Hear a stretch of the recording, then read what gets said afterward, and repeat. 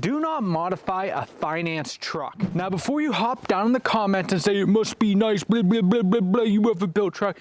Listen, the truck behind me is financed, and I even went as far as to finance parts on that truck. So this isn't coming from a place of superiority. I am like you guys and like other people who finance stuff and finance their vehicles. This is coming from a spot where I wish I could have been educated before making the choices I did in the past. And that is why I am making this video, to try to educate, because if I could go back in time, I wish somebody would have told me, hey, don't do that. It's not very smart. Slow down, buddy. But you know, we live and we learn, and I'm going to try to educate the future. And the other reason why I'm making this video is a viewer reached out to me on Instagram and was kind of wanting me to do a video and see my opinion on this. So let's hop into it. So let's start on why I think modifying a finance vehicle is a bad idea.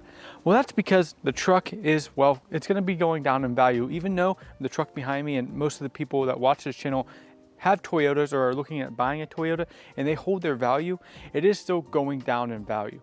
So instead of buying a $3,000 bumper, I wish I would have went ahead and just put $3,000 towards my truck, because I've been locked in this payment and I'm locked into it for about 7 years. I financed this truck at a good rate, about 3% or maybe 2.9%, I can't remember. And I paid about $42,000, $41,000, $43,000, something like that. And I'm locked into that payment. It's $590 a month for 7 years. So we're about halfway done with it now. But I'm locked into it. Meanwhile, I've been throwing a ton of money at it to modify it. Now, I haven't done any modifications big that companies haven't sent me for over a year and a half, because I learned my lesson the hard way, because I went out and bought all this stuff. I spent thousands of dollars on parts for this truck, and now I'm stuck. Well, I've gotten myself out of the hole, but it was not easy. And that's another reason why I'm making this video, to show you guys it's not easy to get out of the hole once you're in it. But I could have basically had my truck paid off with all the stuff I've put on the truck, and then had a completely paid off vehicle. And that would have freed me up to actually use the truck rather than just going to work and having a cool truck to look at, but I can't really do anything on the weekends because I don't have any money left. Typically, I don't like to be stuck in the past and reflecting on past choices, but because I have this platform, I would really like to reflect on this and educate somebody else if they're 18 or even older and you're getting ready to buy a truck, buy your first Tacoma and sign your life away. They're very expensive, and I just want to try to educate people on the whole process. And it's really not a good idea to be modifying a truck if you have payments on it. It's a much freer feeling if you modify the truck after it's yours and you own it. Now, why is this a good idea? Well, as I mentioned, it goes down in value, but also most likely, unless you're crazy rich, you're gonna end up financing parts on your truck to make it cool. The parts aren't cheap.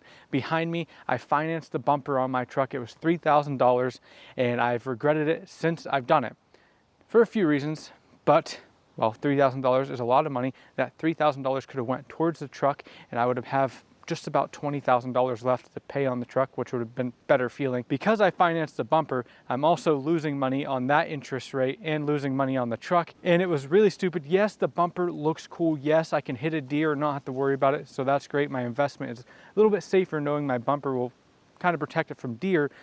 But at the end of the day, not really worth that stupid price. And that wasn't the only thing I financed on this vehicle. Even if I didn't finance something, I'm sure I was putting something else on the credit card to have some extra cash to throw at my truck. So my mindset's completely changed about 2 years ago about this whole finance thing. And I've been pretty anti-finance credit card ever since then.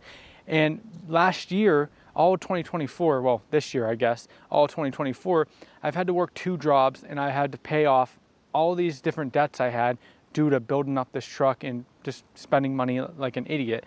And that took a year of my life. Luckily, I was able to work 2 jobs and really bust out YouTube and try to bring in as much money as I can to get myself out of the hole. But I still have the truck back there financed, and it sucks. And it sucks because I have these awesome dreams that I would love to do on YouTube, and I would love to take my truck out and go on bigger trips and spend more money on these trips, but I'm stuck and I'm locked in to these monthly payments, and I have to go to work, make the monthly payment, and by the end of it, I don't have any money to go out west and spend $500 in gas a weekend and stuff like that. Definitely think about modifying your finance vehicle. I know it's more fun to have all the cool stuff as soon as possible, but if you slow down and get that delayed gratification, it'll pay off way more in the long run. You're gonna have the truck, if you financed it, for up to 7 years. I think that's the most common loan nowadays. I don't agree with it. Like I said, that's what mine is. If I could go back, I would change it, but it is what it is now. But I think the common auto loan is 7 years. You're gonna have the truck probably for 7 years unless you swap it out halfway through and get into another payment. But I would recommend just paying the truck off. And honestly, if I could have went back in time, I would not have even stepped foot into this truck payment. But because I'm so far deep into it, I'm committed now. But if I could go back in time, I would not even get a truck payment. I would have bought an older truck, saved up some money, driving some shit boxes around off Facebook, saved up money, and then bought a older Tacoma in cash. And then if I really still wanted the 3rd gen, I would have continued to save up money and just bought it out in cash. That way I could still do all these adventures. I could still have the life experiences without being so bogged down by the monthly payments. That's the big thing, is I'm tired of being bogged down by these things. I would like to go experience the things rather than going to work to pay for the things I already have. So let's say you do pay your truck off, and I think like my payment's $590. I think that's pretty average. It might be lower than most people nowadays. I know the new Tacomas are way high in price and the rates are higher, so it's probably closer to $700. So if you would pay that Tacoma off, you would have $700 a month to modify it into how you want it to be. You could bank up $1,400 in 2 months and buy a new bumper, buy that new tent you wanted, rather than trying to modify it and spreading yourself so thin that you can't even use your truck that you built it out for because you got to go to work to pay for it. So I highly recommend thinking about modifying a finance vehicle, and I would not do it. And on the topic of financing parts for the finance vehicle, I know it seems like a very good idea to hurry up and get the coolest stuff and get the likes on Instagram and get that instant gratification. But ask yourself, in 2 years when you're still paying on that bumper, are you still going to be happy you're paying on that bumper? Or would you rather saved up maybe $70 a month and bought the bumper when you have the cash? Now, old me would have been like, I don't care what you say. I'm going to put it on my credit card. I want the cool thing now. I don't care.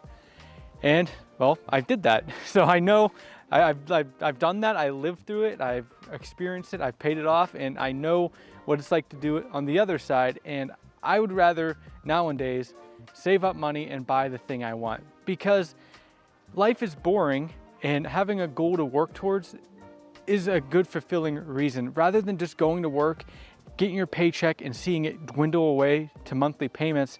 I like to have my paycheck and save up and buy the thing with my own money now.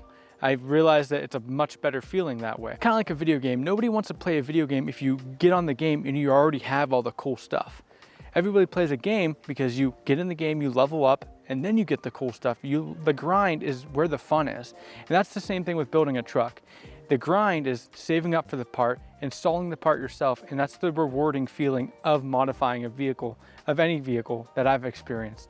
It's not that rewarding to go ahead and swipe your credit card and get the part. Yeah, it instantly feels cool because you have that part immediately, but because you got it so fast, you end up not even caring about it because it's on to the next thing, rather than slowing down and just taking the time to save up for it, and then you get that part, and then you get the delayed gratification. Like, holy crap, I was actually able to save up my money and I bought this myself versus a credit card. I hope in this video I'm coming off educational and I'm not coming off like cocky or anything, because I don't want people to be like, oh, look at this hypocrite, he's got a built truck behind him and he's talking to me about spending money. I'm not trying to do that at all, and I really hope I don't come off like that. I'm just explaining my experience in my life, and if I could go back and talk to younger me into making his choices he did, I would love to be able to do that. And also, a big shout out to everybody who's worked with me on this channel and you guys watching this channel. Honestly, this truck would not be built like this if it wasn't for YouTube and being able to show you cool products. A lot of this stuff I've gotten discounts on, and I've even gotten for free on the truck behind me. So it definitely would not have been built up how it is without the support from you guys and the companies that have worked with me in the past. But with that being said, I've also spent a ton of my own money on the truck behind me. I don't want to make it seem like I've only been able to build this because of YouTube sponsors.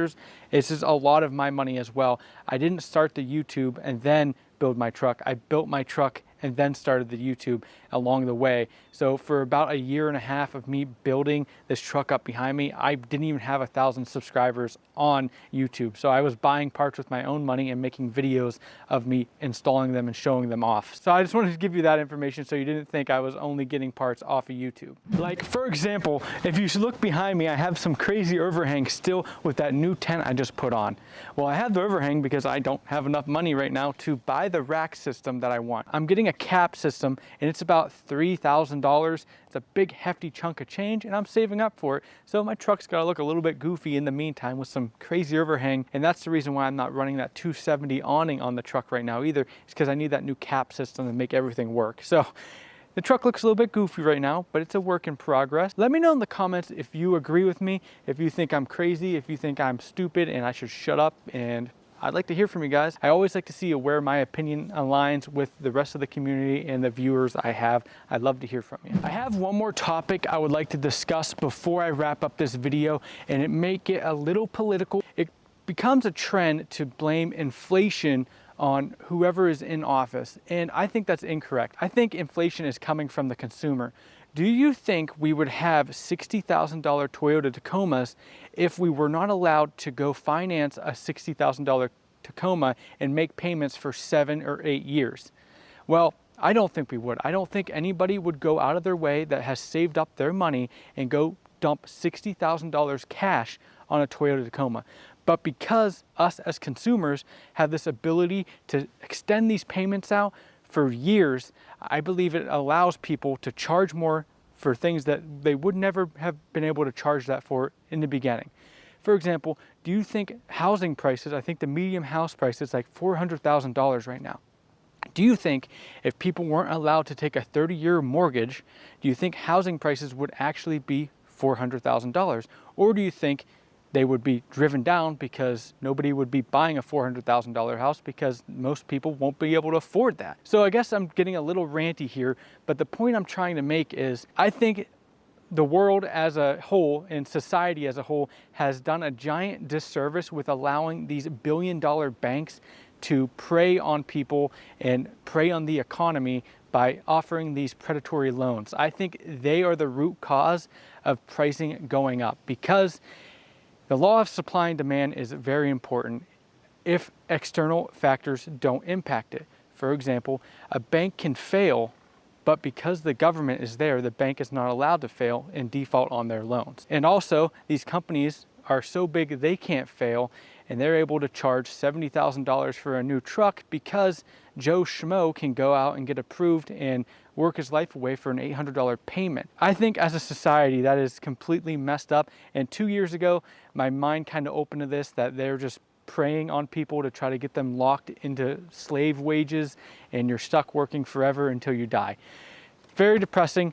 This took a very depressing tone, but I just wanted to get a little personal with you guys and show you how I feel about the world we live in, and I'm trying very hard to get out of it myself, get out of the rat race. It's very hard, it's not easy, but I'm hoping me talking about it openly like this may get other people to think the same way. And I would love one day if we could all come together and say, no more debt, because I think pricing, well, I'm sure some businesses would go out of business, but I think prices would eventually start to go down if they weren't hyperinflated due to people being able to purchase things on debt versus the other way around where they actually have to save up for the thing they want to buy. I don't think anybody would go out and buy a $60,000 truck if they had to save up for the last 8 years to be able to buy that truck. I just don't think it would be a thing. That's my opinion though. Let me know in the comments if you think I'm way off in the la land on that one. I'd love to hear from you guys about these kind of weird topics. Just the way I see life. Hopefully someone got some value from this. Hopefully I opened somebody's eyes, or maybe somebody in the comments will open my eyes and maybe I'm just completely wrong with thinking this way. Thank you guys for watching this video. Hit the like button, hit the subscribe button. It means a ton to me. We're on a road to 10,000 subscribers. And if you hit the subscribe button, we're gonna be one step closer and I would really appreciate it. Also, I did really good on this video right here.